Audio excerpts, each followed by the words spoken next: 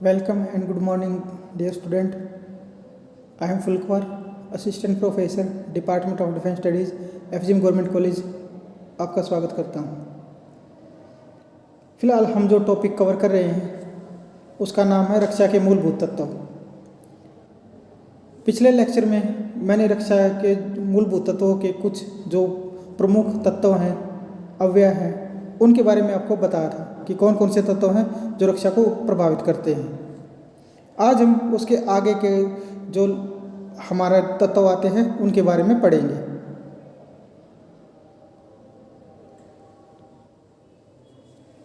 आज हम जिस तत्वों के बारे में पढ़ेंगे उनको कहा जाता है ट्रांसपोर्ट और कम्युनिकेशन, यातायात और संचार व्यवस्था।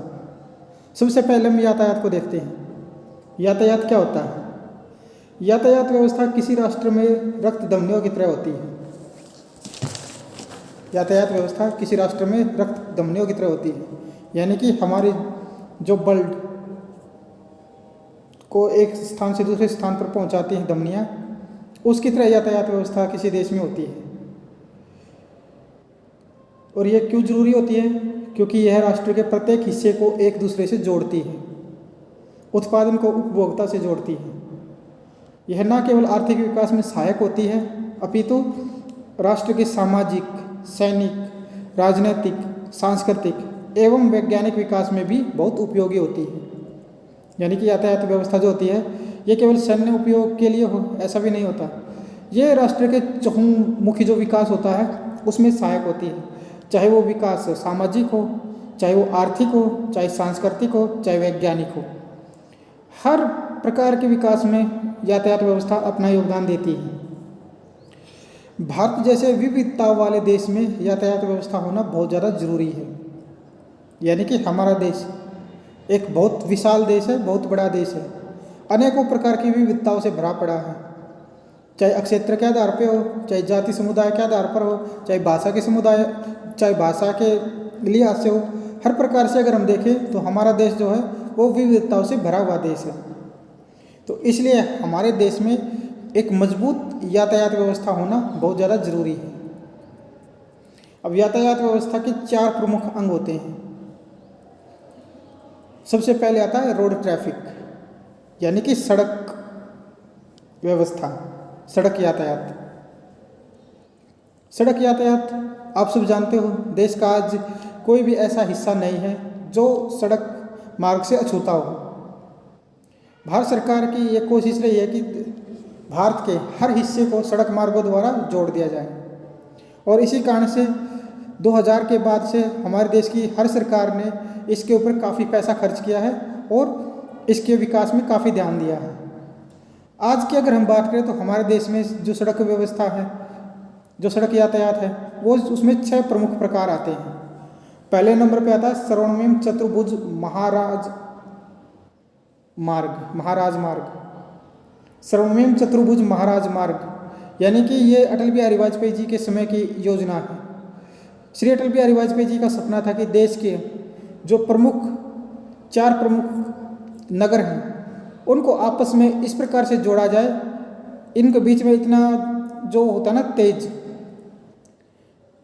इतना बड़ा हाईवे निकाला जाए इनको जोड़ने के लिए कि जो ट्रैफिक है वो तेज गति से चल सके। यानी कि सरकार की योजना ये थी कि चारों के बीच में ऐसा राजमार्ग का निर्माण किया जाए जिसके ऊपर तेज गति से वाहन है वो दौड़ सके, और इसीलिए स्वर्णिम चतुर्भुज महाराज मार्ग योजना आई थी। इसका जो उद्देश्य था वो भारत के 4 प्रमुख जो नगर हैं, दिल्ली है, बॉम्बे है, चेन्नई है, कोलकाता है, इनको आपस में जोड़ना था। इनको जब आपस में जोड़ते हैं तो इनके रास्ते में बहुत सारे नगर आते हैं, वो अपने आप जुड़ जाते हैं। इसके बाद है राष्ट्रीय राजमार्ग। देश के प्रत्येक हिस्से में राष्ट्रीय राजमार्ग है वो बन चुके हैं। प्रांतीय राजमार्ग, जो प्रांतों के अंदर राजमार्ग है, यानी कि राज्य सरकारों के जो राजमार्ग हैं। नंबर 4 पे जिला सड़कें, ऐसी सड़कें जो जिलों में स्थित हैं। 5वें नंबर पे आते हैं गाँव की सड़कें, यानी शहरों को गांव से जो सड़कें जोड़ती हैं उनको गांव की सड़कें कहा जाता है, या गांव को गांव से जो जोड़ती हैं सड़कें। नंबर 6 पे आते हैं सीमांत सड़कें, यानी कि ऐसी सड़कें जो बॉर्डर के ऊपर स्थित हैं। तो ये 6 प्रकार का जो सड़क यातायात है ये हमारे देश में मिलता है। हमारे देश में ही, सारी दुनिया में भी इसी प्रकार का ट्रैफिक है वो मिलता है, सड़क यातायात मिलता है। नंबर 2 पे आता है रेल ट्रैफिक, रेल यातायात। रेल गाड़ी आप सबको पता है, एक स्थान से दूसरे स्थान पर जाने के लिए हम जब भी किसी सस्ते और किफ़ायती साधन को देखते हैं तो उसमें रेलगाड़ी सबसे पहले नंबर पे आती है। हमारे देश में सबसे पहले जो रेलगाड़ी चली थी वो 22 दिसंबर 1851 को पटरी पे आई थी। 22 दिसंबर 1851 को पहली रेलगाड़ी पटरी के ऊपर आई थी। लेकिन ऑफिशियल तौर पर जो रेलगाड़ी चली थी वो चली थी 16 अप्रैल 1853 को मुंबई से ठाणे के बीच में। यानी कि पहली रेलगाड़ी तो 1851 में ही आ गई थी भारत में, जो पटरी के ऊपर आ गई थी। लेकिन ऑफिशियल तौर पर जो रेलगाड़ी यात्री गाड़ी चली थी वो 16 अप्रैल 1853 को मुंबई से ठाणे के बीच में चली थी। वर्तमान में भारतीय रेल प्रणाली विश्व में सबसे बड़ी मानी जाती है। इंडियन रेलवे नेटवर्क दुनिया का सबसे बड़ा रेल नेटवर्क माना जाता है। इसके पास 64,000 किलोमीटर लंबा रेल मार्ग है। यानी कि अगर हम देश में रेल मार्गों की कुल लंबाई को अगर जोड़े तो 64,000 किलोमीटर आती है। आज के समय में कोई ऐसा इलाका नहीं बचा देश का जो रेल मार्गों से ना जुड़ा हो। अगर कोई बचा है तो उसको जोड़ने की पूरी कोशिश भारत सरकार कर रही है। देश का जो मैदानी इलाका था उनको हमने बहुत पहले ही जोड़ दिया था। दिक्कत हमें जो हिमालय क्षेत्र है वहाँ पे आ रही थी, क्योंकि वहाँ पर जोड़ने के लिए बहुत सारा पैसा चाहिए था और उच्च टेक्नोलॉजी की ज़रूरत थी। तो इसके कारण हिमालय पर्वत में जो हमारे राज्य स्थित हैं उनमें रेलवे ट्रैफिक जो था वो पहुँचने में थोड़ा समय लगा। लेकिन आज की अगर हम बात करें तो वहाँ पर भी बड़ी तेज़ गति से रेलवे नेटवर्क को स्थापित किया जा रहा है। चाहे जम्मू कश्मीर हो, चाहे हिमाचल प्रदेश हो, चाहे उत्तराखंड हो, चाहे हमारे उत्तर पूर्वी जो राज्य हैं वे हों। वर्तमान समय में भारतीय रेल उन स्थानों पर भी अपनी उपस्थिति दर्ज करवा रही है जो वर्षों से उपेक्षित रहे हैं। उपेक्षित रहने का मतलब है कि वहाँ पर कोई रेलवे नेटवर्क मौजूद ही नहीं था। वहाँ पर बिछाने के लिए पैसा चाहिए था, टेक्नोलॉजी चाहिए थी, जो उस वक्त हमारे पास नहीं थी। तो इसमें हमारे हिमालय पर्वत और उत्तर पूर्वी जो राज्य हैं वे आते हैं। नंबर 3 पे आता है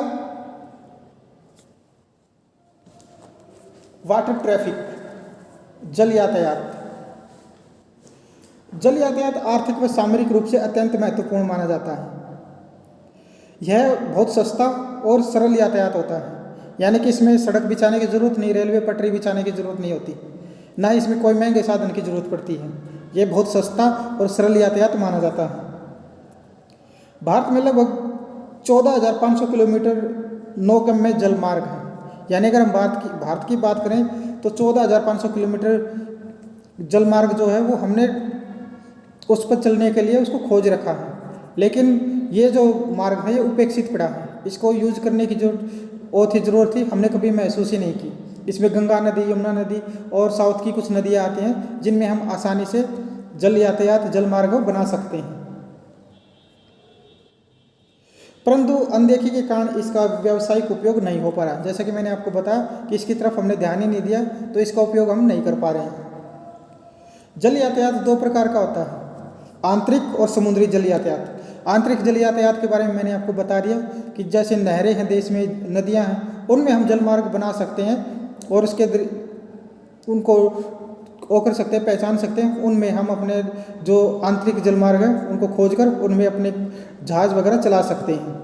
समुद्री जल मार्ग जो है उसका आपको पता ही है कि जो समुद्र में यातायात होता है उसको समुद्री यातायात कहते हैं। नंबर 4 पे आता है एयर ट्रैफिक, यानी कि वायु यातायात। वायु यातायात अर्थव्यवस्था एवं सामरिक महत्व का मूल केंद्र है। आज के समय की अगर हम बात करें तो तेज गति से एक स्थान से दूसरे स्थान पर हम जाते हैं या एक सामान को दूसरे स्थान पर हम भेज सकते हैं, तो वो एयर ट्रैफिक द्वारा बिल्कुल पॉसिबल है। हम एक देश से दूसरे देश में सामान भेज सकते हैं, एक महाद्वीप से दूसरे महाद्वीप में भेज सकते हैं। हम दुनिया के ऐसे इलाकों में भी सामान भेज सकते हैं जहाँ पर रेल, सड़क मार्ग बहुत कम है। वायु मार्ग द्वारा हम वहाँ पर आसानी से अपना सामान भेज सकते हैं। यह अत्यंत गतिशील एवं आधुनिक परिवहन व्यवस्था मानी जाती है। भारत में 18 फरवरी 1911 को पहली उड़ान भरी गई थी। यानी कि भारत में जो पहली उड़ान भरी गई थी औपचारिक तौर पर वो 18 फरवरी 1911 को भरी गई थी, जो कि इलाहाबाद से और नैनी के बीच में की गई थी, जो कि 6 मील की थी। यानी इलाहाबाद शहर है, हम सब जानते हैं, और पास में ही कोई नैनी नाम की जगह है, वहाँ पर ये उड़ान जो थी वो भरी गई थी, जो कि 6 मील की थी। मार्च 1953 में संसद ने एयर निगम अधिनियम पारित करके वायु परिवहन का राष्ट्रीयकरण कर दिया था। यानी कि उस समय देश में जितनी प्रकार की भी वायु यातायात प्रणालियाँ थी उन सबको 1953 में एयर निगम अधिनियम के तहत वायु परिवहन का राष्ट्रीयकरण कर दिया गया था। यानी कि इन सबको सरकार ने अपने अधीन कर लिया था। वायु परिवहन को निगमों में बांटा गया था। पहले नंबर पर थे इंडियन एयरलाइंस, जो घरेलू स्तर पर वायु सेवाएं प्रदान करती थी। यानी घरेलू स्तर पर जो वायु सेवाएं प्रदान करती थी वो थी इंडियन एयरलाइंस, और एयर इंडिया वो थी दूसरे नंबर की जो अंतर्राष्ट्रीय स्तर पर वायु सेवा प्रदान करती थी। और बड़े दुख की बात है कि आज के समय में हमारी जो वायु यातायात व्यवस्था है वो प्राइवेट होने जा रही है। सरकार का उस पर से जो था अपने शेयर वगैरह बेच रही है, एयर इंडिया और इंडियन एयरलाइंस दोनों में। तो ये बड़े दुख की बात है। उसके बाद आता है संचार व्यवस्था। संचार व्यवस्था किसी राष्ट्र के आंख और कान माने जाते हैं। संचार व्यवस्था के अंतर्गत समाचार पत्र, डाक, तार, टेलीफोन, बेतार, रेडियो, दूरदर्शन यानी टेलीविज़न आदि इसमें आते हैं। तो इसमें सबसे पहले नंबर पे आता है press trust of India, PTI बोलते हैं इसको। प्रेस ट्रस्ट ऑफ इंडिया की स्थापना 27 अगस्त 1947 को हुई थी। यानी कि इस तारीख को प्रेस ट्रस्ट ऑफ इंडिया की स्थापना हुई थी। यह भारत की एक प्रमुख समाचार प्रदाता कंपनी है। यानी कि भारत सरकार इसको सरकारी न्यूज़ एजेंसी माना जाता है। यह भारत सरकार या दूसरे प्रकार के जो मुद्दे होते हैं उनके ऊपर न्यूज़ प्रकाशित करती रहती है। इसके 500 से ज़्यादा समाचार पत्र तथा 20 से ज़्यादा विदेशी समाचार पत्र समितियाँ हैं। यानी कि इसको जो समाचार मुहैया करवाए जाते हैं, इसने कोलैबोरेशन वगैरह जो कर रखी है, वो 500 से ज़्यादा तो समाचार पत्र हैं और 20 से ज़्यादा जो अंतर्राष्ट्रीय न्यूज़ एजेंसियाँ हैं वो हैं। वे सब इसको न्यूज़ वगैरह मुहैया करवाते रहते हैं। इसके 1300 से ज़्यादा कर्मचारी हैं, जिसमें 350 पत्रकार हैं। यानी 1300 इसमें कर्मचारी हैं, जिसमें से 350 पत्रकार हैं। इसके स्वयं का इनसेंट उपग्रह सैटेलाइट है जो सीधे ग्राहक तक समाचार भेजता है। यानी कि इसके पास खुद का इनसेंट उपग्रह भी मौजूद है। सैटेलाइट कृत्रिम जो सैटेलाइट बोला जाता है वो इसके पास है। उसके बाद आता है बीएसएनएल, भारत संचार निगम लिमिटेड। इसकी स्थापना वर्ष 2000 में नई दिल्ली में हुई थी। इसका पूरा नाम भारत संचार निगम लिमिटेड है। यह दूरसंचार, मोबाइल, इंटरनेट सेवाएं मुहैया करवाती है। इस कंपनी की स्थापना का उद्देश्य भारत को तीव्र गति से दूरसंचार के साधनों से जोड़ना था, ताकि वह विकास में आगे बढ़ सके। बीएसएनएल की स्थापना से पहले हमारे पास टेलीफोन वगैरह की जो सुविधा थी वो कम होती थी। बड़े बड़े महानगरों में ही यह सुविधा मौजूद थी। बीएसएनएल की स्थापना के बाद ये जो सुविधाएं थी ये आम नागरिक तक पहुंचनी शुरू हुई थी। यानी सरकार का भी सपना यही था कि आम नागरिक जो है वो तीव्र गति से दूरसंचार के साधनों से जुड़े। तो बीएसएनएल ने उस सपने को साकार करने की पूरी कोशिश की थी। इसमें 70,000 से ज़्यादा कर्मचारी काम कर रहे हैं तथा यह भारत की एक प्रमुख कंपनी मानी जाती है। बीएसएनएल में भी 70,000 से ज़्यादा कर्मचारी मौजूद हैं और ये भारत की एक प्रमुख कंपनी मानी जाती है। उसके बाद आता है इंडियन स्पेस रिसर्च ऑर्गेनाइजेशन, इसको इसरो बोला जाता है। भारतीय अंतरिक्ष अनुसंधान संगठन की स्थापना 15 अगस्त 1969 को बेंगलुरु में की गई थी। बेंगलुरु बोला जाता है जिसको आज के समय में। तो भारत का जो भी स्पेस प्रोग्राम है, चाहे हम अंतरिक्ष में सैटेलाइट भेजते हैं या दूसरी प्रणालियाँ हम उपयोग करती हैं, चाहे चंद्रयान भेजने की बात हो या उपग्रह भेजने की बात हो या मंगलयान की बात हो, या अभी हम सूर्य के ऊपर अपना एक सैटेलाइट भेजने वाले हैं विक्रमादित्य के नाम से। शुक्रयान के ऊपर भी हम अपना एक सैटेलाइट भेजने वाले हैं। तो ये सारी चीज़ें जो करती है वो इंडियन स्पेस रिसर्च ऑर्गेनाइजेशन करती है, जिसको इसरो बोला जाता है। इस संगठन में लगभग 17,000 कर्मचारी और वैज्ञानिक काम करते हैं। इस संस्था का मुख्य कार्य भारत के लिए अंतरिक्ष संबंधी नई तकनीक को विकसित करना है। यानी कि सैटेलाइट जो टेक्नोलॉजी होती है, नई प्रकार की जो सैटेलाइट टेक्नोलॉजी है उसको विकसित करना इसका प्रमुख कार्य होता है। इसने 19 अप्रैल 1975 को प्रथम भारतीय उपग्रह आर्यभट्ट को अंतरिक्ष में भेजा था और इसमें हमारी सहायता की थी रूस ने। यानी रूस की सहायता से हमने अपना स्वदेशी जो प्रथम सैटेलाइट था आर्यभट्ट के नाम से वो अंतरिक्ष में स्थापित किया था 19 अप्रैल 1975 को।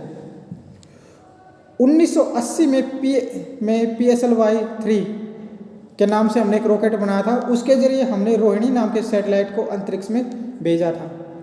यानी कि 1980 तक हमारे पास वो टेक्नोलॉजी आ गई थी कि हम अपने खुद के रॉकेट से अपना उपग्रह है वो अंतरिक्ष में भेज सकते थे। उससे पहले हमने जो पहला उपग्रह भेजा था वो रूस की सहायता से भेजा था।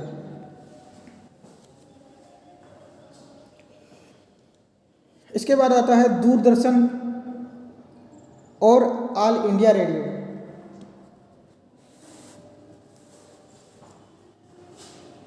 दूरदर्शन भारत में टीवी इतिहास का एक बहुत महत्वपूर्ण नाम माना जाता है दूरदर्शन के नाम से। इसकी स्थापना 15 सितंबर 1959 को नई दिल्ली में हुई थी। यानी कि दूरदर्शन जो हम कहते हैं टीवी देखते हैं सबसे पहले जो लॉन्च हुआ था भारत में, उसकी स्थापना 15 सितंबर 1959 को नई दिल्ली में हुई थी।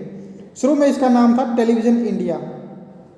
यानी शुरू में इसका नाम दूरदर्शन नहीं था, शुरू में इसको हम टेलीविज़न इंडिया के नाम से जानते थे, जिसे 1975 में दूरदर्शन कर दिया गया।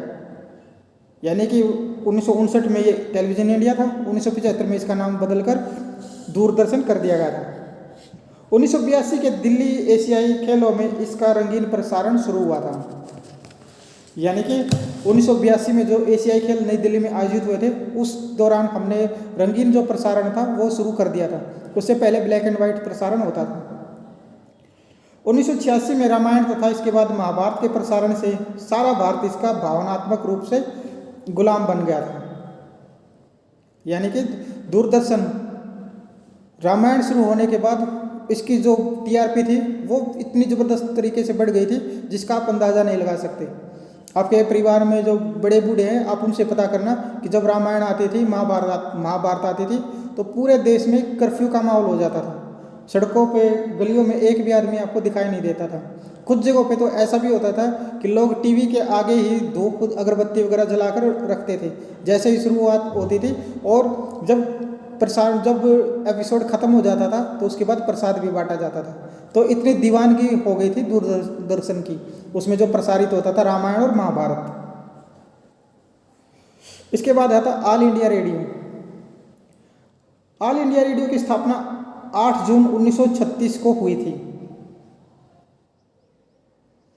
ऑल इंडिया रेडियो की स्थापना 8 जून 1936 को हुई थी, लेकिन इसका पहला प्रसारण 23 जुलाई 1927 को मुंबई से हुआ था। यानी कि प्रसारण तो पहले ही शुरू हो गया था इसका, लेकिन इसका नाम ऑल इंडिया रेडियो 1936 में रखा गया था। सन 1957 को इसका नाम आकाशवाणी कर दिया गया। यानी कि पहले इसका नाम ऑल इंडिया रेडियो था, फिर इसका नाम बदलकर आकाशवाणी कर दिया गया था। हरियाणा में इसका सबसे पहला स्टेशन आकाशवाणी रोहतक के नाम से 1976 में स्थापित हुआ था। यानी कि हरियाणा की अगर बात करें तो आकाशवाणी रोहतक के नाम से इसका सबसे पहला स्टेशन था वो बना था। उसके बाद हम एक चीज़ जो हम पीछे उस पर डिस्कस करना भूल गए थे उसके बारे में थोड़ा सा आपको बता देता हूँ। यह है DRDO, defence research and development organisation, यानी कि रक्षा अनुसंधान एवं विकास संगठन। इसकी स्थापना 1958 में की गई थी, जो कि नई दिल्ली में इसकी स्थापना हुई थी। यह संगठन भारत के लिए नई रक्षा प्रणालियाँ, नए हथियार, नए मिसाइल सिस्टम, गोला बारूद आदि का विकास करता है। आज के समय में भारत के पास जो भी उन्नत हथियार हमें मिलते हैं उसमें सारा का सारा जो योगदान है वो हमारे DRDO का ही माना जाता है। इंटरनल पॉलिटिकल कंडीशन, आंतरिक राजनीतिक स्थिति।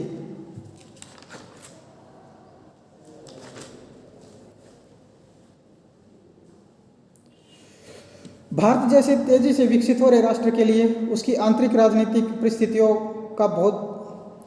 बहुत ज़्यादा मायने रखती हैं, क्योंकि जब राष्ट्र में स्थिर एवं मजबूत सरकार होगी तभी वह अपने आर्थिक विकास, सुरक्षा नीति एवं विदेश नीति को मजबूत बना सकती है। आंतरिक राजनीतिक परिस्थितियों को मजबूत करने में ये तत्व हैं वो प्रमुख भूमिका निभाते हैं, जिनमें सबसे पहले आता है शासन का प्रशासनिक ढांचा, एडमिनिस्ट्रेटिव स्ट्रक्चर ऑफ गवर्नमेंट। शासन का प्रशासनिक ढांचा जितना ज़्यादा मजबूत होगा वहाँ के नागरिक उतने ही ज़्यादा कानून व्यवस्था का पालन करने वाले होंगे। यानी कि ऊपर जितना ज़्यादा स्ट्रॉन्ग हमारी कानून व्यवस्था होगी, हमारी जो जस्टिस प्रणाली होगी, उतने ज़्यादा हम कानून का पालन करेंगे। उस देश की व्यवस्था भी उसी अनुपात में दृढ़ होती है जितनी उसकी कानून व्यवस्था मजबूत होती है। शासन के अनेक रूप होते हैं, जैसे केंद्रीकृत शासन, विकेंद्रीकृत शासन एवं जनतंत्र। राष्ट्र में राष्ट्र विरोधी शक्तियां उत्थान के समय प्रशासन की परीक्षा होती है। यानी कि राष्ट्र में जब राष्ट्र विरोधी शक्तियां बल पकड़ती हैं तभी इसकी परीक्षा होती है प्रशासन की। बाद में आना भी कौन है? ये राष्ट्र विरोधी शक्ति आतंकवाद, नक्सलवाद, जातिवाद, क्षेत्रवाद तथा सांप्रदायिकता के रूप में होती है। यानी कि हम जिन राष्ट्र विरोधी शक्तियों की बात करते हैं उनमें आतंकवाद आता है, नक्सलवाद आता है, जातिवाद आता है, क्षेत्रवाद आता है और सांप्रदायिकता आती है। ये सारी की सारी जो चीज़ें होती हैं वो बहुत ज़्यादा देश की व्यवस्था को नुकसान पहुंचाती है। इन समस्याओं पर जीत हासिल करने वाला प्रशासन ही श्रेष्ठ प्रशासन होता है। यानी कि ये जो समस्याएं होती है इनके ऊपर जो प्रशासन काबू पा लेता है वही श्रेष्ठ प्रशासन माना जाता है।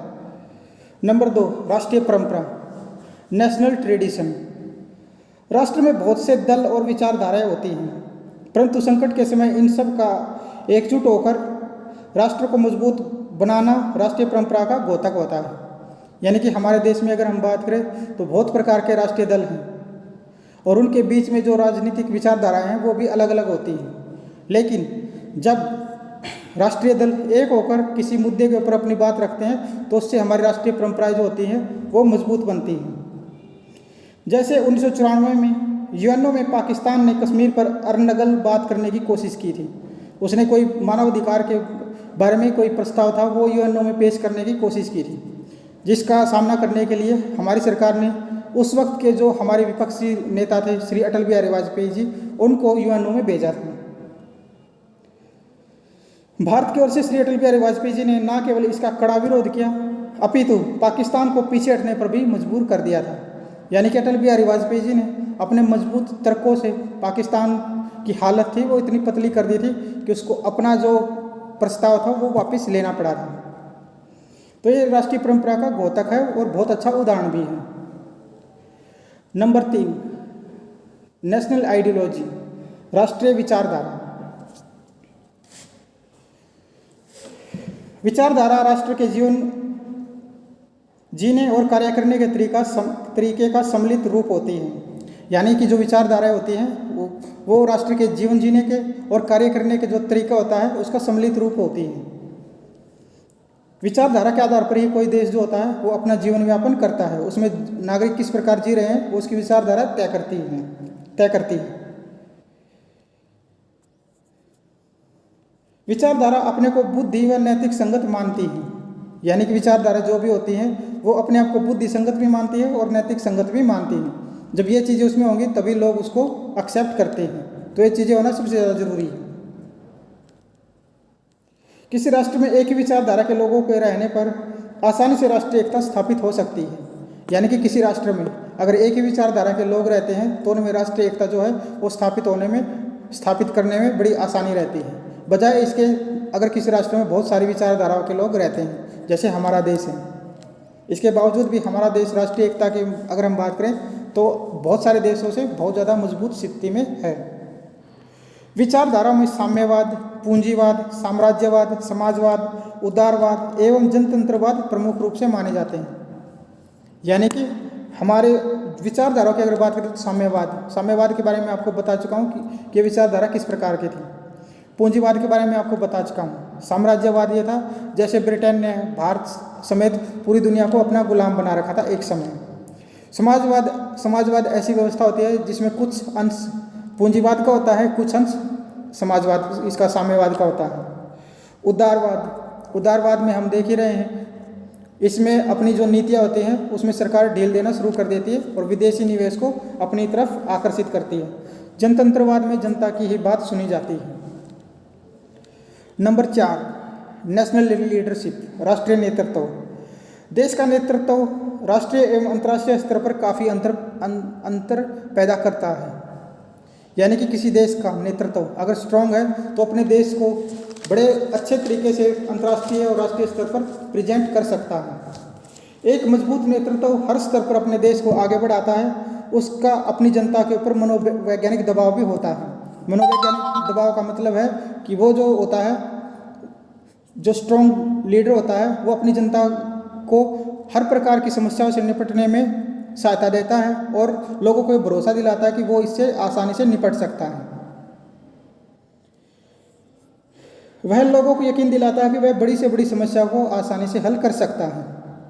भारत में श्रीमती इंदिरा गांधी, श्री लाल बहादुर शास्त्री, श्री अटल बिहारी वाजपेयी जी, श्री नरेंद्र मोदी जी, ये सारे जो हैं एक उच्च क्वालिटी के जो नेतृत्व होता है उसके कैटेगरी में आते हैं।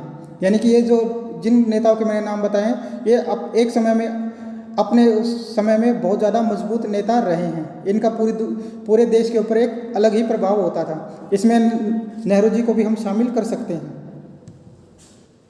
नंबर 5 पे आता है नेशनल मोराल, राष्ट्रीय मनोबल। राष्ट्रीय मनोबल किसी राष्ट्र की शक्ति एवं एकता को दर्शाता है। यानी कि हमारे देश का जो मनोबल होता है वही अंतर्राष्ट्रीय स्तर पर हमारी शक्ति को दर्शाता है और हमारी क्षमता को भी दर्शाता है। किसी देश को का मनोबल तभी ऊंचा होता है जब उसको पता होता है कि वो किसी भी समस्या से, किसी भी युद्ध से या किसी भी बीमारी से या कोई और समस्या है उससे आसानी से लड़ सकता है। और ये तभी उत्पन्न होता है जब उसका नेतृत्व है वो मजबूत हो। तो यहाँ पर नेतृत्व विवेक बात आ जाती है। यह एक ऐसा मानवीय बल होता है जिसमें अपार शक्ति व क्षमता रहती है। राष्ट्रीय मनोबल के दम पर ही ब्रिटेन ने, जर्मनी तथा वियतनाम ने अमेरिका की पाशविक शक्ति का मुकाबला किया था। सेकेंड वर्ल्ड वॉर के दौरान 1940 में जर्मनी ने ब्रिटेन को घुटनों पर लाने के लिए उसके ऊपर बड़े पैमाने पर अंधाधुंध बमबारी शुरू की थी हवाई जहाज़ों द्वारा। ब्रिटेन को उससे बहुत ज़्यादा क्षति पहुंची थी। उसकी जो राजधानी थी लंदन, वो बिल्कुल वीरान हो गई थी। वहाँ पर इतने ज़्यादा बम बरसाए गए थे कि उसमें हज़ारों लोग थे वो मारे गए थे। इसके बाद भी अपने राष्ट्रीय मनोबल के बल पर जर्मनी के आगे ब्रिटेन ने किसी भी प्रकार के घुटने नहीं टेके। ऐसा ही जो मनोबल था वो वियतनाम ने दिखा था विश्व की सबसे बड़ी शक्ति अमेरिका के सामने। लगातार 20 साल तक लड़ने के बाद अमेरिका को हार कर वियतनाम से वापस जाना पड़ा था। तो ये जो चीज़ थी ये मनोबल से ही पैदा हुई थी, वियतनाम के मनोबल से। इसी उच्च राष्ट्रीय मनोबल के दम पर ही सोवियत संघ ने हिटलर तथा नेपोलियन जैसे तानाशाहों को घुटनों पर ला दिया था। यानी कि हम इसी मनोबल की अगर बात करते हैं तो इसी मनोबल ने हिटलर और नेपोलियन जैसे तानाशाहों को सोवियत संघ में नाक रगड़ने पर मजबूर कर दिया था। तो ये मनोबल का ही एक अच्छा उदाहरण माना जाता है। Number 6, public alertness and conscious, जन चेतना एवं जागरूकता। एक राष्ट्र केवल तभी अपनी रक्षा कर सकता है जब उसकी जनता अपने राष्ट्र की समस्याओं के प्रति जागरूक हो। यानी कि हमारा देश किसी समस्या से तभी लड़ सकता है जब हमारी जनता को पता हो कि ये समस्या कौन सी है और कैसी है। जब हमारी जनता जागरूक होगी तो हम उस समस्या को आसानी से हल कर सकते हैं। अपने राष्ट्र की समस्याओं के प्रति जागरूक रहना हर नागरिक का एक प्रथम कर्तव्य है। जब जनता सक्रिय रूप से शासन की व्यवस्था को उत्तम बनाने में सहयोग करती है तो उस देश की शासन व्यवस्था जो है वो अपने आप सुधरना शुरू हो जाती है। तो जन चेतना और जागरूकता एक बड़ा महत्वपूर्ण वो माना जाता है, तत्व माना जाता है। नंबर 7 पे है नेशनल यूनिटी, राष्ट्रीय एकता। राष्ट्र की आंतरिक व्यवस्था को मजबूत बनाने में राष्ट्रीय एकता की प्रमुख भूमिका होती है। राष्ट्र के विरुद्ध हर षड्यंत्र व चाल को राष्ट्रीय एकता द्वारा नष्ट किया जा सकता है। हमारे देश के सामने बहुत सारी समस्याएं आती रहती हैं, लेकिन उच्च राष्ट्रीय एकता के बल पर हम इन समस्याओं से आसानी से पार हो जाते हैं। राष्ट्रीय एकता आंतरिक राजनीतिक परिस्थितियों को बहुत ज़्यादा मजबूत बनाती है।